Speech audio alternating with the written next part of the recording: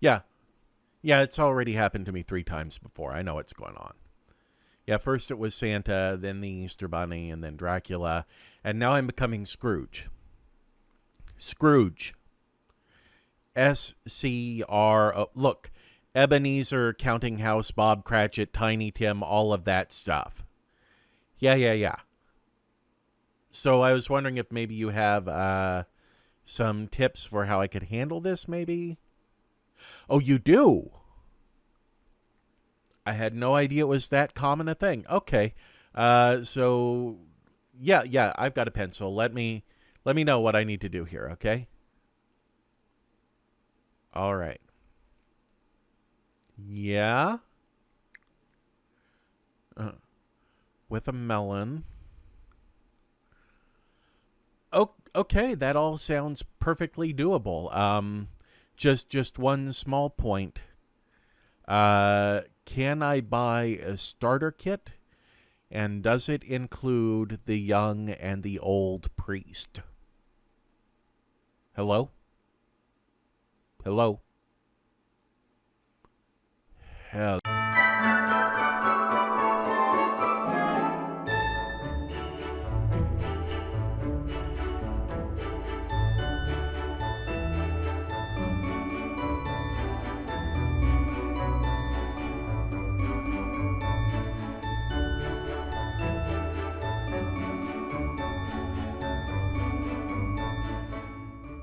Born in 1913 in Cleveland, Ohio, USA, James Gilmore Backus was raised in the wealthy Cuyahoga village of Bratenahl.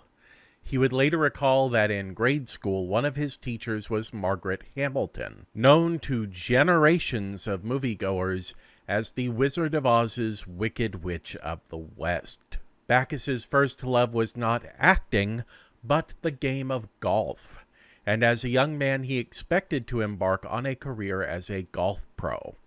However, after appearing in a school play, he decided that acting was more important to him. He briefly attended the Kentucky Military Institute, where he became fast friends with classmate Victor Mature. In 1958, Backus would describe KMI as an Alcatraz with tuition to Time magazine. His tenure at the Institute ended abruptly when he was expelled, reportedly for riding a horse through the mess hall.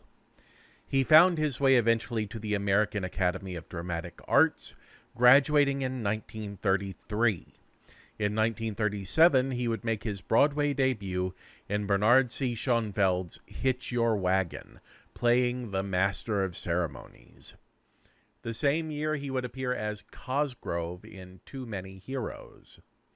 In 1940, he debuted on the radio as millionaire aviator Dexter Hayes on the CBS program Society Girl, and he was an occasional guest star on the Jack Benny program. In 1943, he married Henrietta, or Henny, Backus, and the two would be frequent comedy collaborators throughout the years. By 1946, he was regularly portraying Hubert Updike III on The Alan Young Show. He occasionally relished the opportunity to play something different, but as a character actor, he was frequently typed for roles as a rich, upper-crust snob. Moving to Los Angeles in the late 40s, he would make his film debut in 1949's Easy Living, alongside his former classmate Victor Mature. In a long and storied career in which he worked almost non-stop, he would find himself acting opposite Humphrey Bogart, Tracy and Hepburn, and James Dean. 1959 saw Backus having a brief career in adult novelty comedy records with his Doré release The Dirty Old Man, with sketches by Bob Hudson and Ron Landry and additional voice by Jane Webb. He would also release 245 RPMs, one of which, Delicious, would be a featured record on the Dr. Demento show. In 1964, he would take on one of his most iconic live-action roles as Thurston Howell III, a revamp of his Updike character on the Sherwood Schwartz classic Gilligan's Island. In the late 60s, Backus also took up writing, co-authoring 4 books with his wife Henny, and co-writing the 1971 movie Mooch Goes to Hollywood. He would also continue to act, taking on both live action and voice roles, including appearances in 3 episodes of The Brady Bunch, and a guest star role on Kolchak the Night Stalker, as well as movies like Friday Foster and Angel's Brigade, and appearances on Chips and Fantasy Island. He would also reprise his role as Thurston Howell III in 3 reunion movies and an animated spin-off of Gilligan's Island, although by the time of the 3rd reunion movie in 1981, his role had to remain limited due to Backus suffering from Parkinson's disease. He would pass from complications of pneumonia in 1989. Do you believe in me or not? Yes, I believe in you, I do, but why do you walk the earth, and why are you here? More so than any other role he played, however, it could be argued that the most iconic of Backus's characters was J. Quincy Magoo. First appearing in the theatrical short The Ragtime Bear, Magoo was created by the team of Millard Kaufman and John Hubley. The character, according to his creators, was based in part on John Hubley's uncle and on popular comedy film star W.C. Fields. United Productions of America, or UPA, produced the short under contract for Columbia Pictures, whose animated production wing was slowly failing at the time. Columbia was hoping to breathe fresh life into the animated shorts that ran before their features by contracting out to UPA for a series called Jolly Frolics. As the first installment of Jolly Frolics, Ragtime Bear nearly ended the relationship between UPA and Columbia before it even really started. The short featured Magoo going on vacation with his nephew Waldo, but when Waldo falls off a cliff, a bear picks up Waldo's banjo and starts playing. Magoo's extreme nearsightedness causes him to mistake the bear for his nephew, and he spends the rest of the short not realizing that his nephew is missing, but instead treating the bear as his family. Columbia worried that the short would confuse and possibly disturb audiences, and discussed the possibility of not releasing it. But the sunk cost fallacy is a harsh mistress. They finally made the decision to accept the short and start running it, and the response from audiences was overwhelmingly positive. They wanted to see more of Magoo, and UPA was happy to oblige. Hubley originally created Magoo as a crusty old man with a mean streak a mile wide, and that was the portrayal he moved forward with. But by 1952, Hubley had little to do with the character anymore, and control largely fell to Pete Burness. Burness had been working in animation since 1931, and when he took the reins on Magoo, his career already included work for Van Buren Studios, MGM, and Warner Brothers, where he had worked under both Chuck Jones and Friz Freleng. He would sand off Magoo's rougher edges, transforming him from a mean old man to a well-meaning but eccentric old coot. The result would be 2 Academy Awards for the franchise, for 1954's When Magoo Flew and 1956's Magoo's Puddle Jumper. Expanding beyond theatrical shorts, Magoo would appear on the 1957 record Magoo in Hi-Fi, featuring an extended sketch of Magoo and his nephew Waldo attempting to set up his new stereo system. In 1959, Magoo would make his first ever feature-length appearance in 1001 Arabian Nights, directed by Walt Disney animation alum Jack Kinney, with a script co-written by Pete Burness, who had left UPA in 1958 to take a job at J. Ward Productions. UPA shut down operations in their animation studios starting in 1959, and as they started to shift their focus to television, they would contract out to Jack Kinney Productions and Larry Harmon Pictures. They would launch the series Mr. Magoo in November of 1960, as a first-run syndication program. The show suffered from time crunches and inconsistent character designs, but it would run for 130 episodes and would spin off into The Famous Adventures of Mr. Magoo and later 1977's What's New, Mr. Magoo. As the first series was winding down, UPA would begin work on Mr. Magoo's Christmas Carol, an abbreviated adaptation of Dickens's novella. First airing in 1962, it predates the Charlie Brown Christmas by 3 years and is considered the first animated Christmas special, as well as the first hour-long animation produced for television.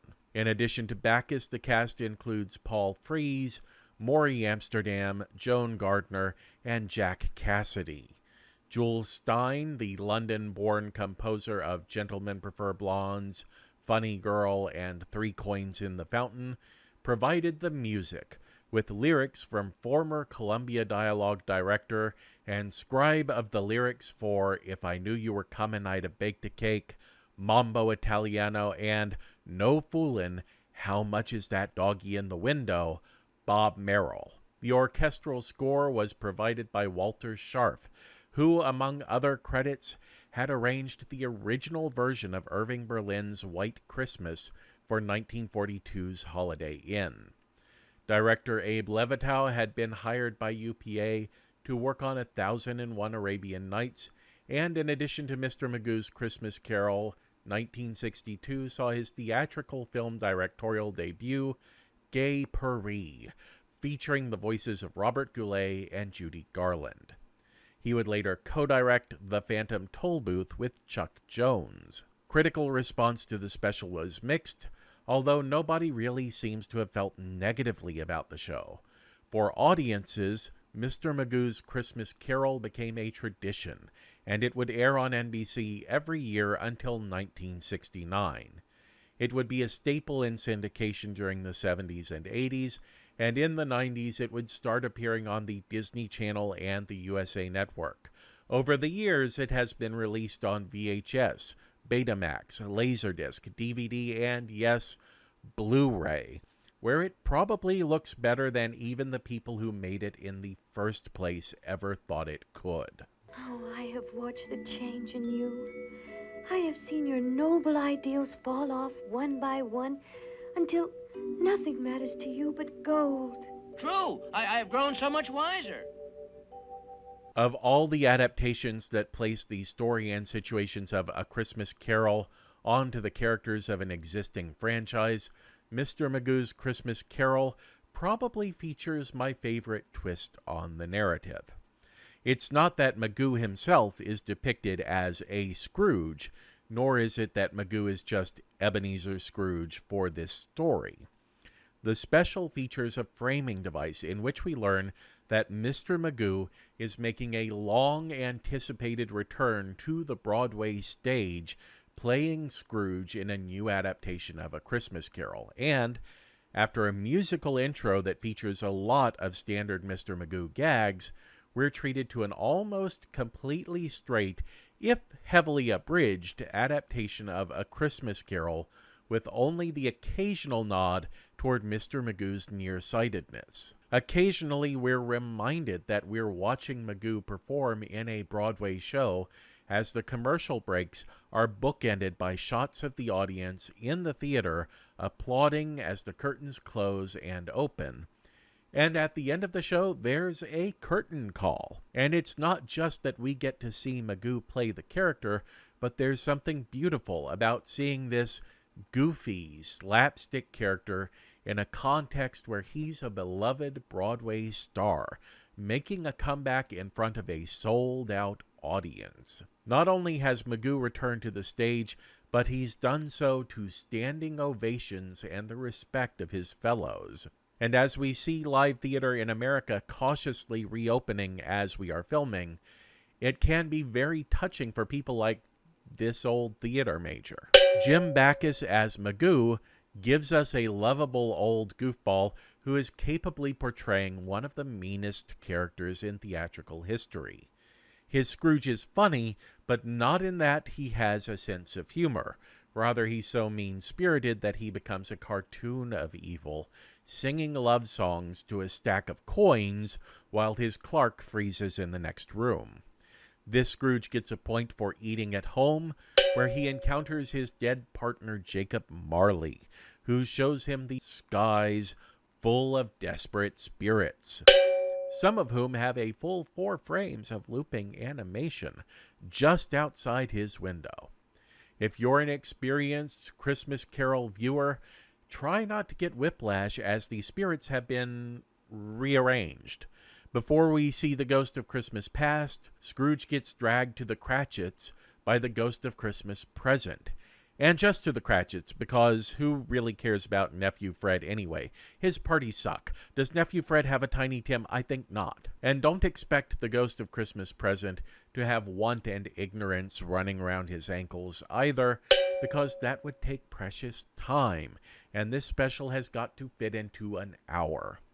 Nor will you see Scrooge plummet into a grave, because that would be hella dark, even if it is totally sort of the gag that Magoo would typically go through in his usual television episode. But you will see Scrooge hustle off to the Cratchits on Christmas Day to make sure they have plenty of presents and razzleberry dressing, in addition to, that whole Lord's bright blessing stuff too, which I guess is nice. It's no giant turkey from the poulterer on the corner. Oh, the one twice as big as me? Thanks to NBC in 2012 trying to fit more commercials into the special's runtime, there are actually 2 edits of Mr. Magoo's Christmas Carol floating around out there.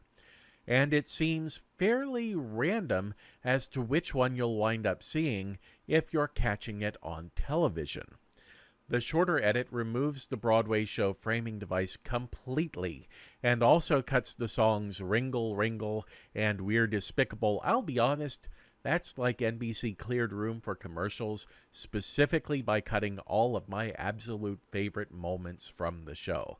So I tend to stick with my Blu-ray copy, but your mileage may vary. So tell me, what do you think of Jim Backus's turn as Mr. Magoo, as Ebenezer Scrooge in A Christmas Carol? Have you caught this special on television? Which version of it did you catch? The one that included the Broadway show, or the one that cut that in order to make way for commercials? Drop down into the comments and let me know. And while you're down there, make certain that you take time to check those like and subscribe buttons. See if you've hit those yet. There's also a share button you can hit so that you can share this video with your friends, because after all, sharing is caring. If you're looking to see more of the film Optimist, you can start the Scrooge Advent Calendar by clicking over there. And also, if you click up there, there is my Halloween countdown of Draculas. Until next time, watch like it means something.